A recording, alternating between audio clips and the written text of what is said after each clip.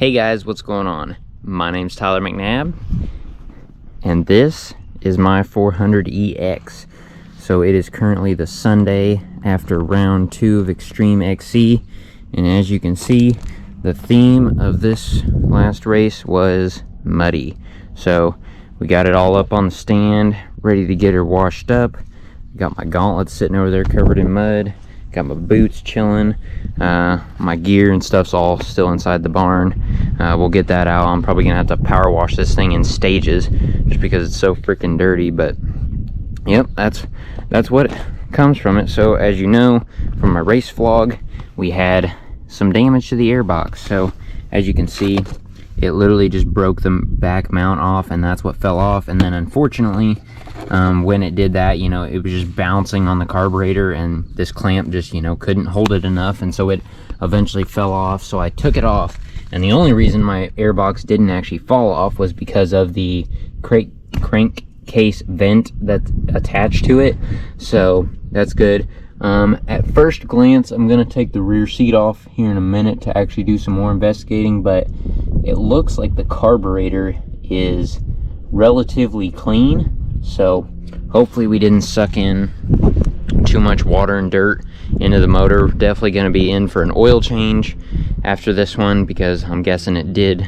Actually, I know it sucked in some water just because there was times where it just didn't want to run right after going through some water holes. So I know for a fact it sucked in some water. I'm hoping it didn't suck in much mud or dirt, but like I said, it ran fine for the most part, other than just, yeah, like at 3/4 throttle, if I was like in a field section hard on the throttle for more than 2 or 3 seconds, it sounded like an early rev limiter, like pa pa pa pa pa, kind of missing out.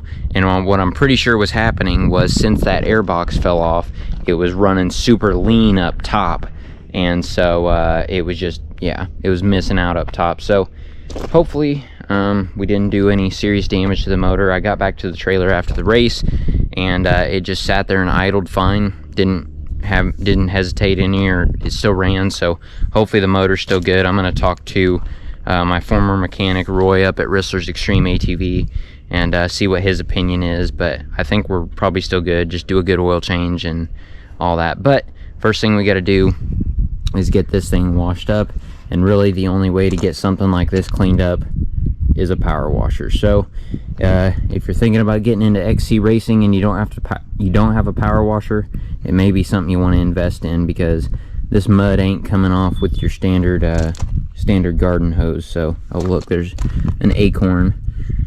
I think that's an acorn, part of an acorn chilling on the plastics, all kinds of corn husks and stuff. So anyway, yeah, I guess only thing left to do is get this thing washed up. So let's get into the video.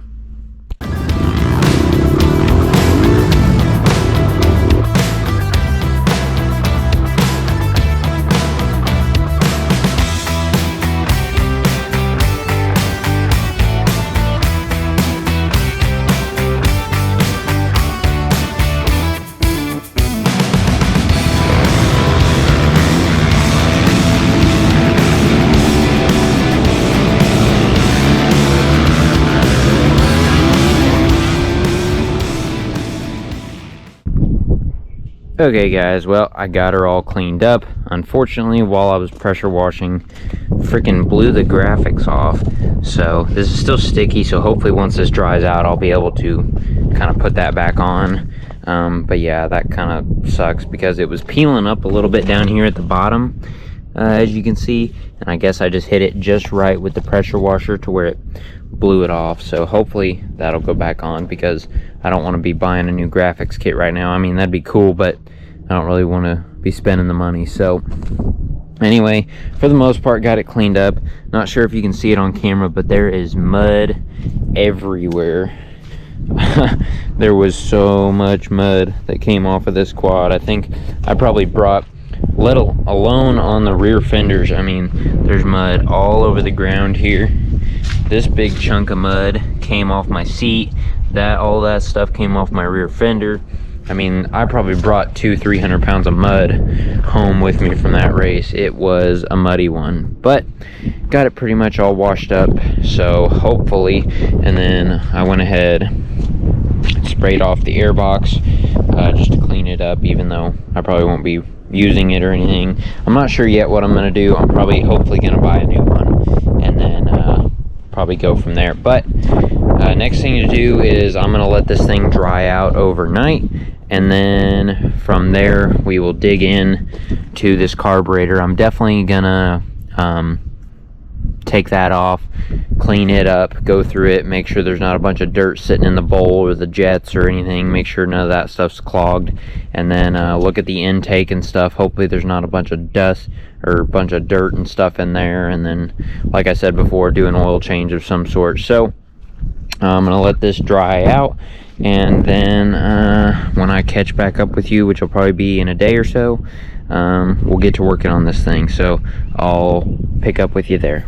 Okay guys, well, we got the 400 back in the shop and it's all dried out. It's like actually 4 days later from the time I power washed this, but we're ready to get this thing all ready to go. So I'm gonna go ahead, get all the plastics off and everything real quick, and then we're gonna take this carburetor off, strip it down, and then just throw it in the parts washer, get it washed out, make sure there's no dirt specks or anything that risk clogging up the carburetor, the jets and everything like that. So we'll do that, and then we'll go ahead. I'm probably gonna take the skid plate off after that because the hole on this thing doesn't line up the best back there, and then also there isn't a hole in the back here where the oil can drain out. So I'm gonna do an oil change. So while I'm gonna be down there doing an oil change, I'm gonna go ahead, probably make that hole bigger, and then make some sort of hole in the skid plate here. That way I don't have to take the skid plate off every time I want to do an oil change. So we'll probably do that in this video as well. And then once we get the oil changed and the carb cleaned, this thing should be good to go. So let's get right into it.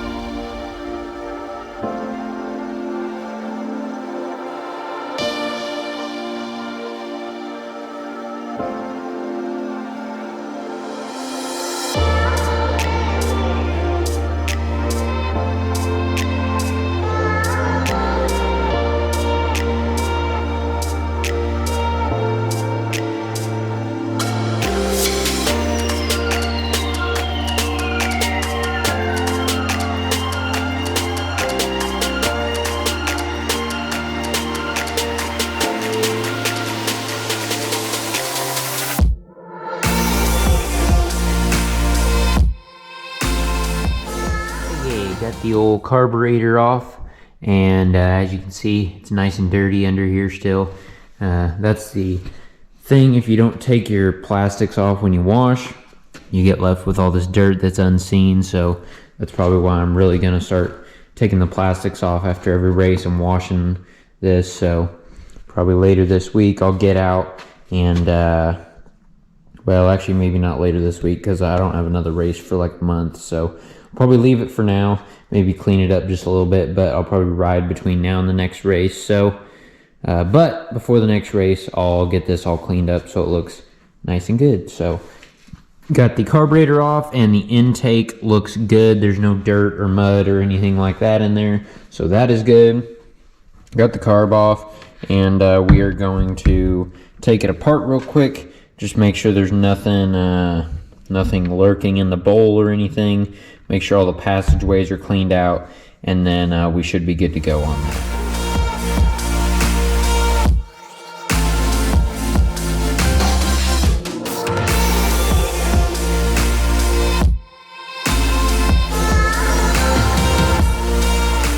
For anyone ever curious what jets I run, I have a 52 Pilot. I don't think you're going to be able to read that. 52 Pilot and a 200 main jet is what I'm running on a 426 engine, stage 2 hot cam, 0405 450 carburetor, and yeah, that's pretty much it. 11-to-1 high compression piston. Yeah, that's pretty much anything jetting would be affected by. That's the jets I run, so there you go. Okay guys, well, I got the carburetor all stripped down and cleaned up. I thought I was filming when I put it in the parts washer. Turns out I wasn't, so you didn't see that. But I just threw it in the parts washer real quick. Basically just kind of, I didn't really try to clean it up super clean or anything. Just basically all I was doing was squirting the inside of it, getting those mineral spirits all in there, just kind of moving it around, making sure that it would just clear out any dirt or anything like that if it was in there, making sure I got it all in the different ports and holes and all that stuff. So I think we're going to be good there. So while that is drying off, I'm going to go ahead and get this skid plate off so we can do an oil change on the 400 real quick. And yeah, I'm gonna do some marking on the skid plate so that way we can make sure that I'm gonna cut the oil drain for the oil tank. I'm gonna cut that hole a little bit bigger, and then I'm going to cut an actual hole back here for the engine drain, so that way I don't have to take the skid plate off every time I want to do an oil change. So I'm gonna get that off real quick, and then we will get that all fixed up.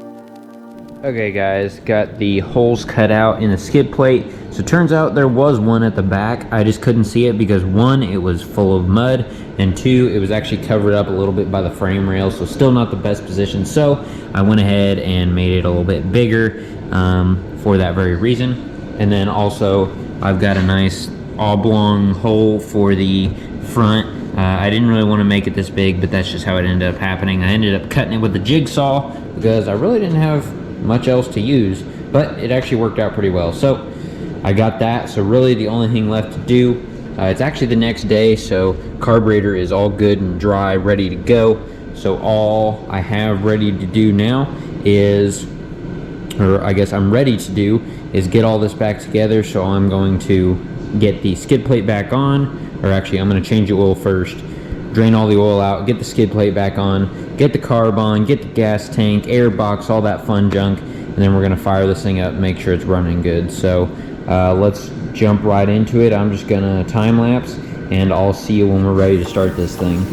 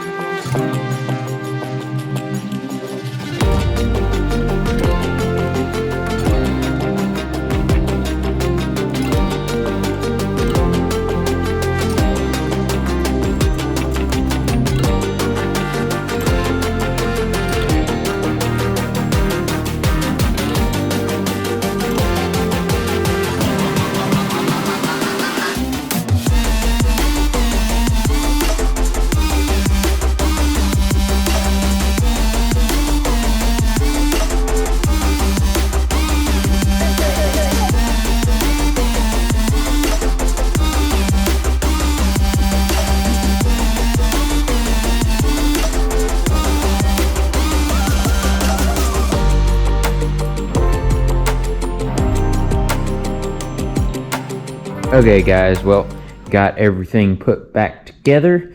Got the oil all filled up, at least in the oil tank. Then once we start it, put the rest of the oil in after that. And then I went ahead and fabbed me up a little bracket for the airbox for now. It's pretty solid, not too, it doesn't move a ton, so I just cut out some thin aluminum from an old license plate. I doubled it up just to give it a little bit of sturdiness, and then I made me a little bracket. So for now that'll work until my new airbox comes in, but all we're left here to do now is go ahead and try to get this thing started. So I am going to put the camera down, get this thing running again, and then make sure she's good to go. So let's get her started.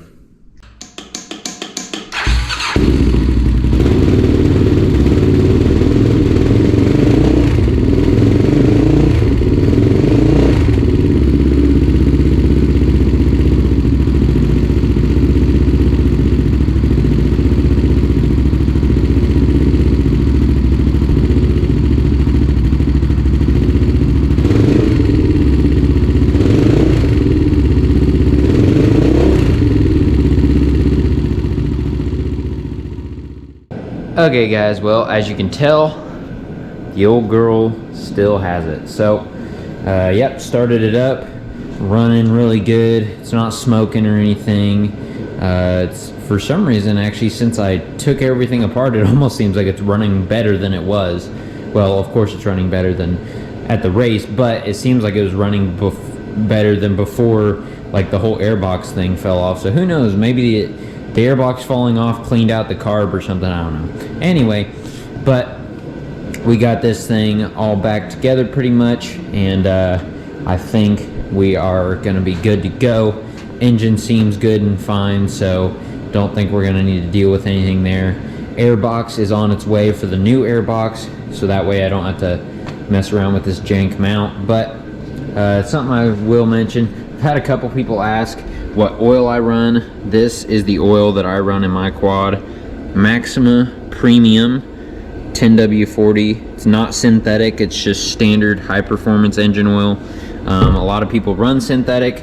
I've never had any issues not running synthetic, so it's been good to me. It's what I've always ran in my quad. And then also, I guess, the oil filter, these high flow Filtro filters, HF113 is for the 400. That's the oil filter I run as well, and neither of them have ever let me down, so I'm going to continue to run them. Some people think that you have to run specific types of oils in these things, and some oils are better than others, and they probably are, but in reality, this is an air-cooled ATV that most people aren't even racing.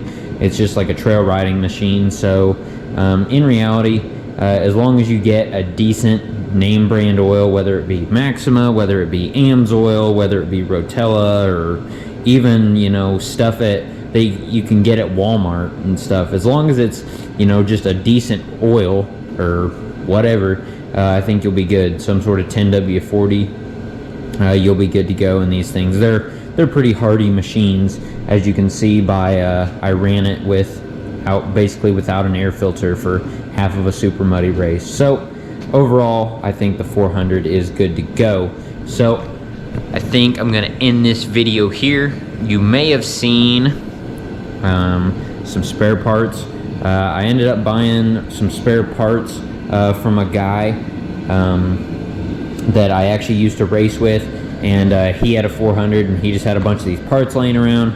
So I bought some of these, or I bought all this, and I'll probably end up selling some of it. I got it relatively cheap, so yeah, I've got like a 400EX carb, I've got a 450 carb, and then I've got like a whole frame, subframe assembly, airbox.